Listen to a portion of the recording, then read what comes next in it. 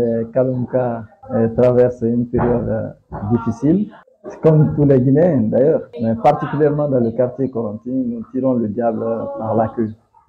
Parce que depuis cette explosion survenue la nuit du 17 au 18 décembre 2023, les conditions de vie ici sont très précaires parce que nous vivons entre manque de médicaments, c'est-à-dire avec des maladies, l'arthrose, le rhumatisme, les maladies tropicales, le manque de ressources financières nous permettant d'achever nos travaux parce que nous avons engagé la bonne partie suite à une lenteur inexplicable d'ailleurs, ce qui nous a amené à engager nous-mêmes nos travaux, malgré d'importants dons mobilisés en notre faveur, nous étions quand même contraints par l'intempérie, notamment la pluie, de faire ces travaux nous-mêmes.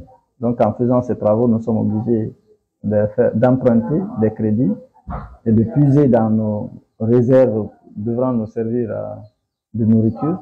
C'est ce que nous utilisons pour faire nos chantiers. Donc ce qui entraîne pas mal de difficultés, notamment dans le quotidien des gens, parce que ça impacte négativement l'assiette, le panier de la ménagère. Parce que si vous utilisez ce qui devrait servir à votre alimentation, si vous utilisez cela pour acheter le ciment, pour acheter les feuilles de tôle, malgré tout ce qui a été mobilisé en notre faveur, les milliers de feuilles de tôle, de tonnes de ciment, donc c'est regrettable, mais nous acceptons quand même de vivre avec cette douleur. Surtout cette angoisse aussi. Nous voyons les intempéries à chaque fois que nous entendons parler aussi de Koronti autrement, sans nous consulter, sans dialoguer avec nous, sans nous associer. Donc il y a cette angoisse qui est là. Mais malgré tout, nous vivons avec cette solidarité, notamment de la part de tous les Kalunka. Bon, quand il menace de pleuvoir, on cherche à secourir les plus petits, les plus vulnérables, c'est-à-dire les femmes enceintes, les nourrices. Donc aujourd'hui, dans toutes les concessions, nous avons réussi quand même à faire, nous n'avons pas terminé, mais nous avons fait la plupart des travaux permettant d'abriter ces familles-là. Et ces maisons ne sont pas équipées, il y a certaines même qui n'ont pas d'électricité.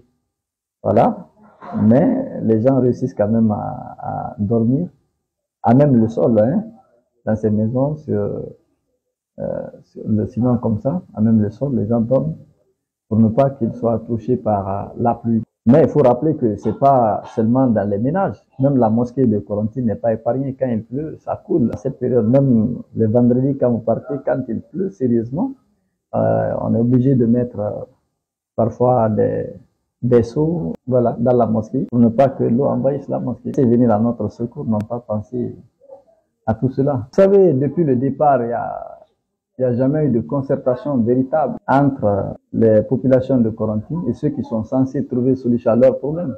Or, on ne peut pas trouver la solution sans associer les personnes les plus touchées, sans associer les populations de Koronti. Pourquoi parfois, quand il y a des décisions, elles ne peuvent pas aboutir. Sinon, quand nous prenons les questions de la remise des montants de 7 millions, nous avons appris aussi, comme vous, qu'on est en train de distribuer 7 millions. Mais la question qu'il faut se poser est de savoir, est-ce qu'il faut remettre le même montant, 7 millions, à un jeune célibataire locataire, le même montant à celui qui est marié, qui est père de 2 enfants, le même montant à celui qui a 2 femmes, 5 enfants? Ou bien faut-il remettre le même montant à celui qui est dans une seule chambre, le même montant à celui qui vit dans une chambre de salon-douche, ou le même montant à celui qui vit dans 2 chambres de salon-douche?